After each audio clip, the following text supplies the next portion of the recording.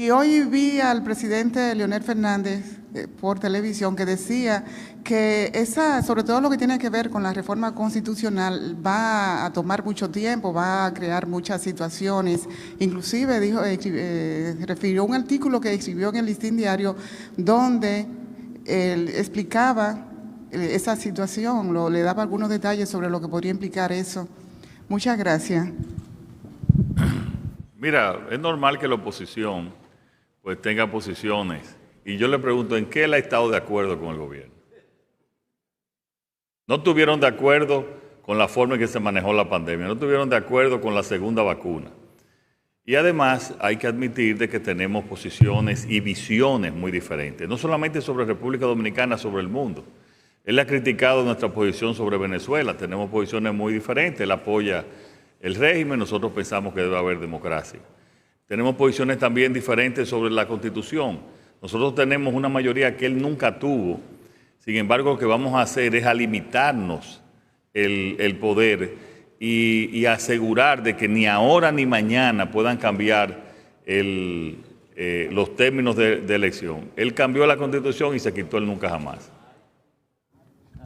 Tercero, en la parte del Ministerio Público Independiente, él dice que es ahora independiente, o sea, quiere decir que Radamés Jiménez, su actual secretario general del partido y el que fue su procurador, era independiente. Entonces son dos visiones diferentes y es normal que esas dos visiones diferentes pues se le presenten al país. Lo que yo estoy seguro que lo que estamos presentando es lo que le conviene a la democracia, lo que le conviene a la República Dominicana para su futuro. Sobre el tema del gasto, no significa que vamos a bajar el gasto en ninguna área, ni que tampoco van a haber despidos. Es que el aumento del presupuesto va a ir en proporción a las posibilidades del gobierno. Si tú quieres, Rochi, explicar. Sí, presidente, como usted dice, la ley de responsabilidad fiscal no es para reducir el gasto, es para ponerle un tope a su crecimiento. Es decir, el gasto va a crecer porque todos los años el gobierno necesita destinar más recursos a distintas áreas. Lo que estamos poniendo una disciplina de cuál es el tope que ese gasto puede crecer para evitar el aumento indebido y extraordinario del gasto, que su consecuencia es el aumento del endeudamiento, cosa que todos los que estamos aquí criticamos. Correcto, si aumentan las recaudaciones tiene que haber más gasto y van a haber más gastos, pero ya se en base no al aumento de la deuda. Continuamos. Rolando Campuzano, de Debate de Ideas, Hilando Fino TV. Señor presidente y ministro de Hacienda, la proyección que tiene República Dominicana en torno al 2035, ¿cómo el Estado y cómo podrían ponerle una regla real al Estado para que eso se cumpla? Bueno, lo que nosotros tenemos en relación al 2036 es de duplicar el tamaño de nuestra economía. Y todas estas acciones que estamos haciendo para mantener también una economía sana, que no tengamos un nivel de crisis, que por fortalecer también la estabilidad macroeconómica, pues nos ayuda a un crecimiento sano de nuestra economía. No podemos poner una regla especial ni rigidez en ese sentido. Lo que tenemos es que continuar promoviendo la inversión privada, tanto a nivel nacional como la inversión extranjera, y al mismo tiempo hacer un gasto adecuado como lo estamos haciendo, que permite el crecimiento de nuestra economía. O sea, son a políticas, no establecernos tampoco límites o rigidez en ese sentido. Buenas tardes, presidente. Paula Cabral, del periódico El Diario El País. Mi pregunta más es como un mensaje que usted le envía a la población, que siempre piensa cuando se habla de reforma fiscal, de que se va a hablar pues de aumento de precio de los productos a la canasta familiar y también de los impuestos. Y finalmente, los decretos concluyeron, presidente. Hay gente esperando todavía, faltan. Esta semana vienen varios decretos. Miren, cuando se habla de reforma fiscal, se habla de reforma, yo lo he dicho varias veces, pero lo repito, se habla de reforma del gasto público, o sea, en términos de gastar mejor, siempre es un trabajo permanente en la administración pública, y por el otro lado se habla de reforma tributaria. En la reforma tributaria lo importante es los recursos que se puedan obtener de esa reforma, de esos ingresos, hacia dónde van. Si van a salud, van a mejorar la calidad de vida de la gente. Van a la atención primaria, van a disminuir el gasto que tienen los dominicanos.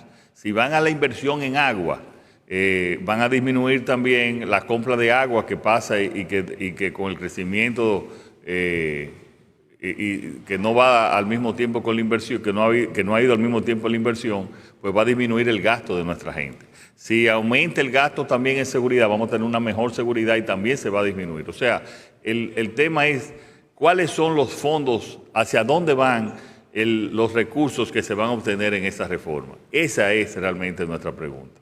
Esa debería de ser, la pregunta, y nosotros, esa es la respuesta que le damos.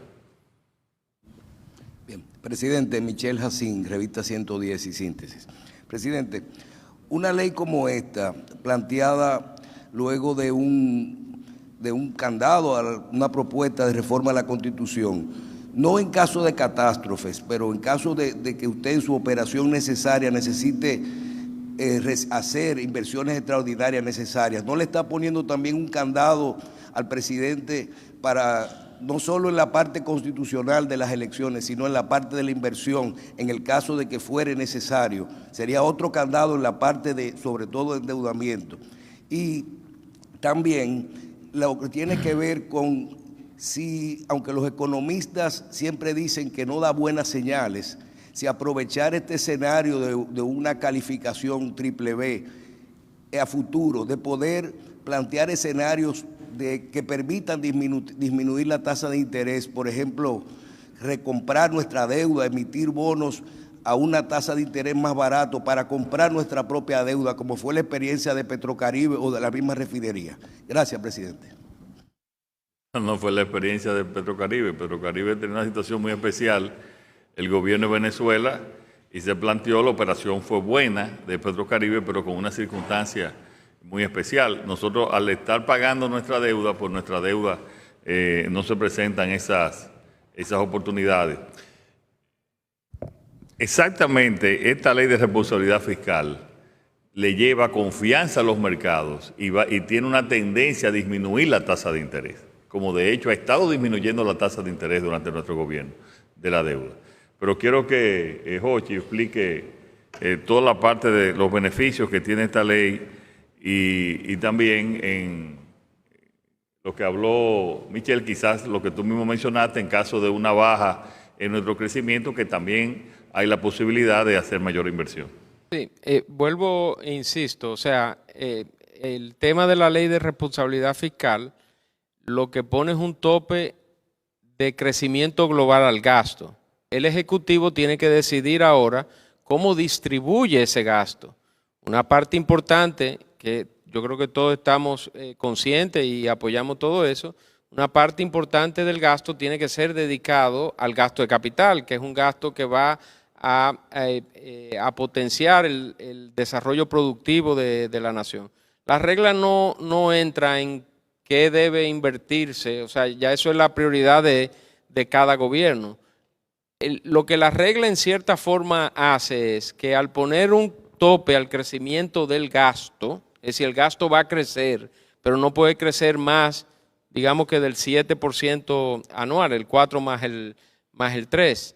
Lo que va a estar haciendo implícitamente es que va a ir reduciendo el déficit fiscal, porque si los ingresos crecen aproximadamente, dependiendo del año, al crecimiento nominal de la economía, que puede estar entre un 9, un 10 o un 11%, y el gasto crece a un 7%, esa diferencia, correcto, va a ir disminuyendo el déficit fiscal, que es el que produce el endeudamiento.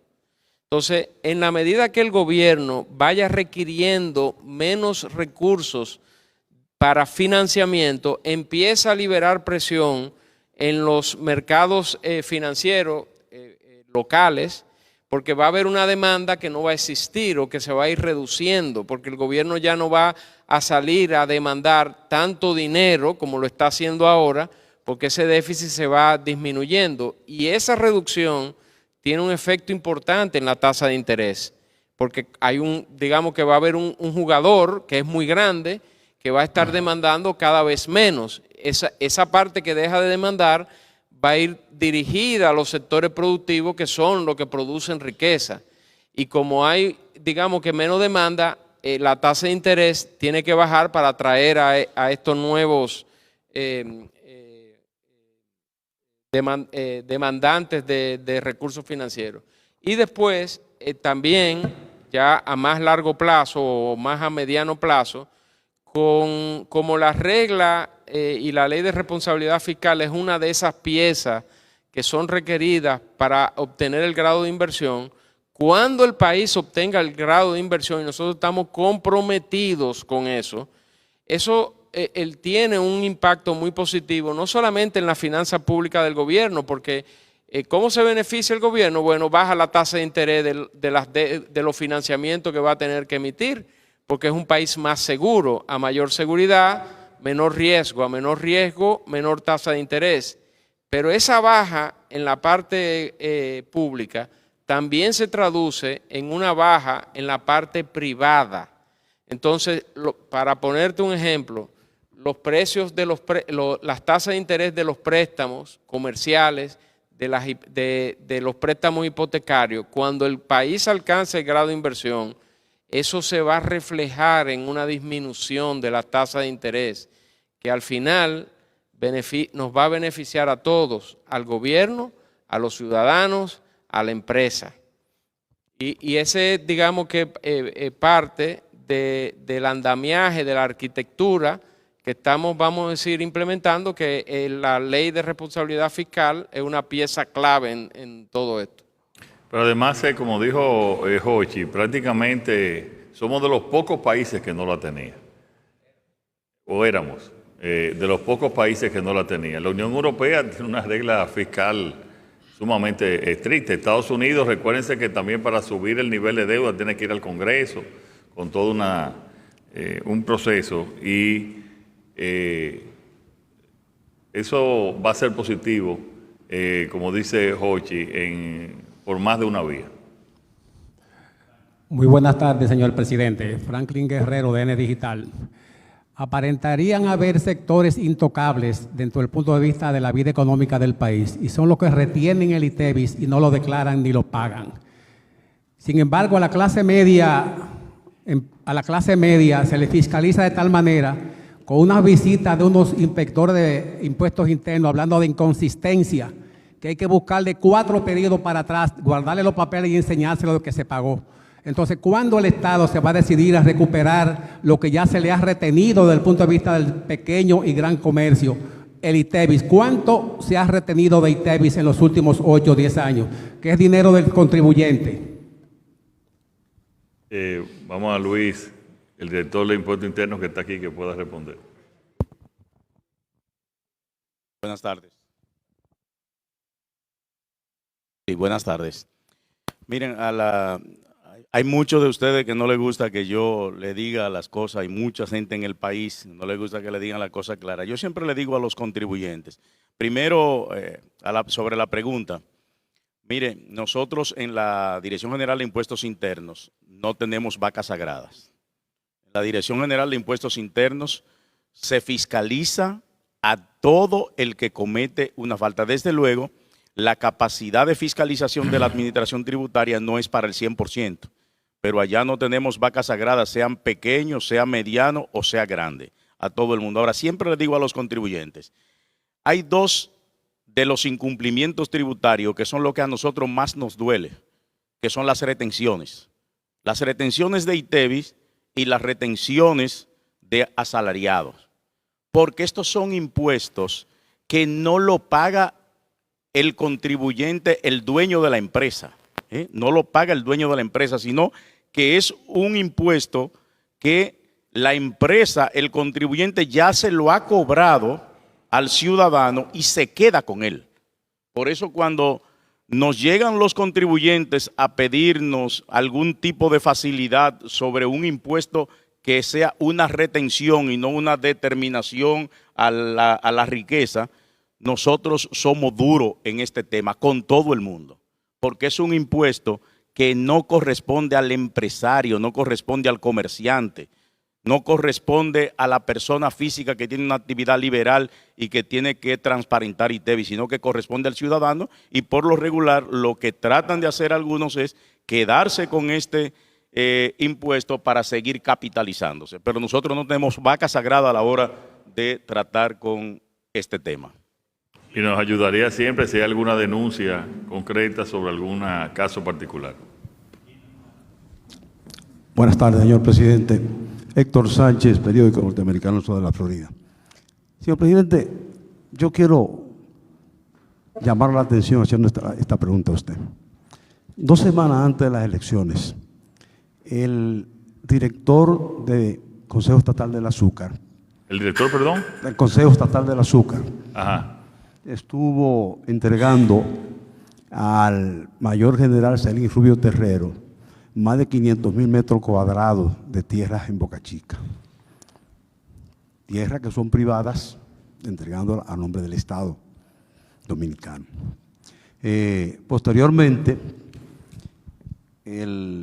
nuestro ministro de la Presidencia, que ya es ministro de Energía y Minas, también lo presentaron en la prensa. Él no habló, pero aparecieron esos dos personajes reiterando esa entrega. Después apareció de nuevo el ministro de Defensa saliente.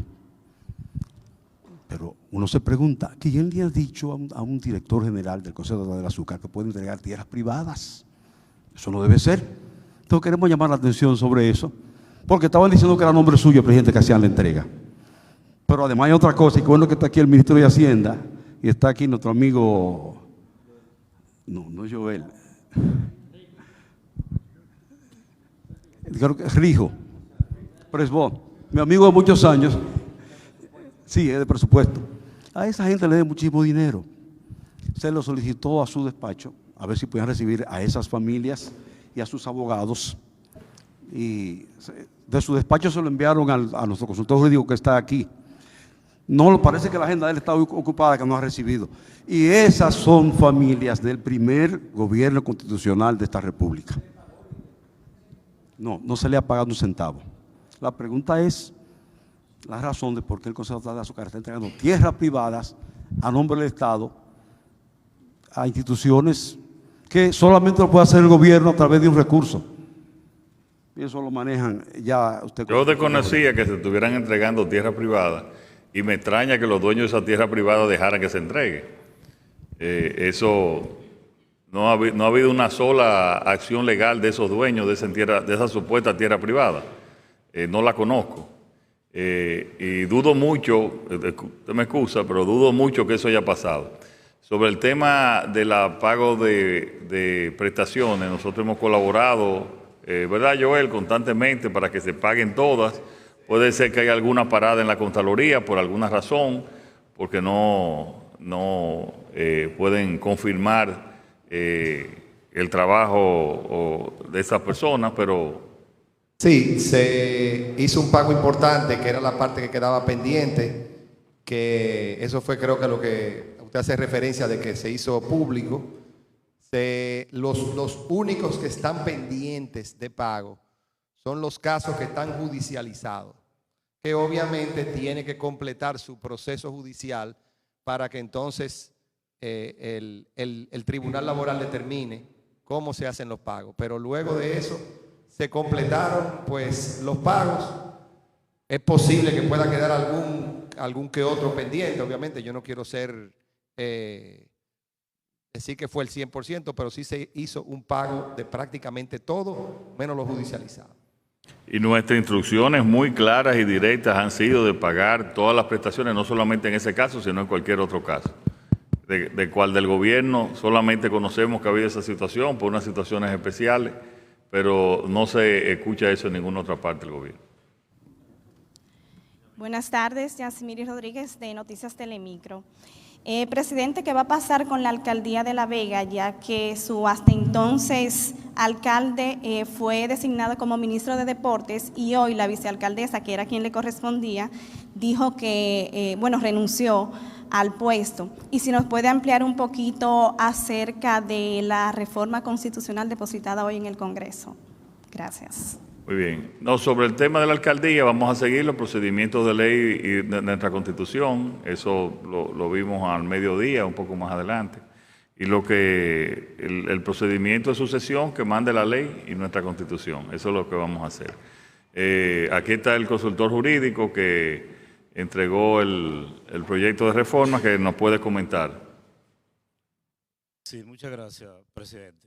Sí, párate, sí, pero... En el mediodía de hoy, exactamente a la 1:30, una comisión del Poder Ejecutivo de la Consultoría depositó ante el presidente del Senado el proyecto de ley que declara la necesidad de reformar la Constitución y que convoca a la Asamblea Revisora.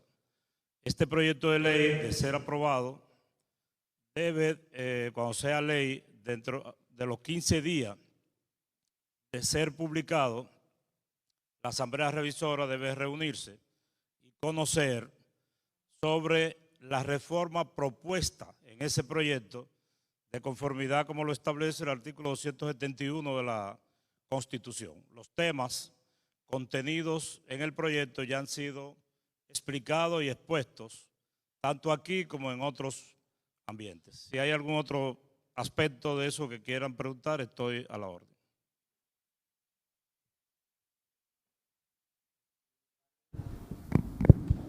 Buenas tardes, señor presidente. José Solimán, Canal 6, programa Seguimos Cambiando. El cafecito con Solimán a través de la plataforma 849 en Nueva York, a través del canal 1014, el canal América. También su director del periódico Alta Gama. Señor presidente, el PIB, quiero saber, ya que está el equipo económico aquí, ¿qué está haciendo para aumentar el PIB, el Producto Interno Bruto? Y hubo un slide que vi en la pantalla que me llamó mucho la atención, y es que cada 100 pesos, 22 pesos son destinados para el pago de deuda. ¿Qué se está haciendo con relación a eso? Muchas gracias. Bueno, son muchas y diversas acciones, pero vamos a dejar al ministro de Economía que pueda explicar las acciones que está haciendo el gobierno. Bueno, para 2024 el marco macroeconómico está proyectando una tasa de crecimiento del Producto Interno Bruto del 5%. Igualmente, esa misma proyección está siendo sostenida para el 2025 y el 2026. Desde nuestra perspectiva, el crecimiento del Producto Interno Bruto va a seguir siendo alto y estable. Y hay un conjunto de elementos que están haciendo que eso sea posible. Por un lado, un entorno de estabilidad de precios, luego de un periodo de relativamente alta inflación, 21, 22, en el año 23 derrotamos la inflación, seguimos con una inflación bajo control en 2024 y eso genera un entorno de tranquilidad que permite que las inversiones fluyan. El resultado muy concreto respecto a eso es que del 2021 al 2023, en promedio, la inversión total en la economía supera el 30%. En el año 2022, si mal no recuerdo, llegó al 34%, pero en un porcentaje 31, 32, 33% notablemente superior al que vimos en el periodo antes de 2019, que andaba por el 25%. En toda la década pasada, 2010, 2019, andaba por el orden, la inversión total andaba por el orden del 25% del Producto Interno Bruto. Hoy anda por el 32%. Eso significa que hay un entorno favorable, que la gente ve oportunidades de hacer negocios, los pequeños, los grandes, están invirtiendo y eso está empujando el crecimiento económico. Probablemente el factor de confianza y de perspectiva positiva de la economía es lo que está haciendo que el Producto Interno Bruto crezca y el gobierno está haciendo una contribución en esa dirección, controlando la inflación, manteniendo un gasto público bajo control, aún en un entorno internacional incierto. Hay un fuerte activismo en procura de atraer inversión extranjera directa. El año pasado alcanzamos un récord por encima de los 4.000 millones de dólares en inversión extranjera y este año se proyecta que vamos a alcanzar un nivel de inversión extranjera aún mayor. las zonas francas siguen creciendo, las exportaciones de zonas francas siguen creciendo de manera importante, las exportaciones nacionales se están recuperando, han aumentado de manera significativa. O sea que hay un entorno que está haciendo que el Producto Interno Bruto crezca, un entorno internacional también relativamente favorable a pesar de la incertidumbre. Están viniendo inversiones que se están retirando de otros lados y ven en la República Dominicana un destino atractivo para la inversión. Las inversiones en energía renovable están creciendo mucho, es el rumbo número 1 junto al turismo de atracción de inversión extranjera directa. Cuando usted ve a inversionistas viniendo a la República Dominicana a invertir en energía, el mensaje que está diciendo, yo estoy apostando a la República Dominicana de aquí a 20 años, no de aquí a 2 o 3 años. O sea que eso es lo que está haciendo principalmente el gobierno. El gasto público se mantiene bajo control, pero activo. Se mantiene un gasto público del orden del 18% del Producto Interno Bruto. Significa que el gobierno es un elemento relevante para mantener el nivel de actividad económica sin descarrilar las finanzas públicas, y eso es lo que está haciendo que el Producto Interno Bruto crezca de manera sostenida. Gracias. Buenas tardes, señor presidente. Estefanía Hilario Soto, de Diario Libre. Mi pregunta es si figura entre los propósitos del nuevo gobierno la mejoría del servicio a los ciudadanos en las dependencias públicas. Le voy a dar un ejemplo, y es que antes se obtenía un certificado de historial migratorio el mismo día y por el monto de 800 pesos, y ahora mismo cuesta 4,000 y, o sea, no son capaces de entregarlo ni siquiera en el plazo establecido. Muchas gracias. Sobre ese caso específico vamos a investigar en la mayoría, no puedo decir en todos, pero en la mayoría de los procesos burocráticos pues hemos mejorado. Voy a chequear ese tema. ¿Cómo se llama él? Historial migratorio. Sí.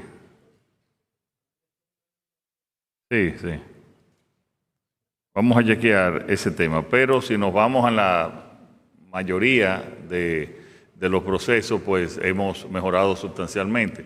Aquí está Peter Pramoski del Consejo Nacional de Competitividad, que puede decir cómo hemos mejorado en la mayoría de en las áreas donde hemos mejorado, y hay otras como esta que vamos a chequear y vamos a tratar de mejorar.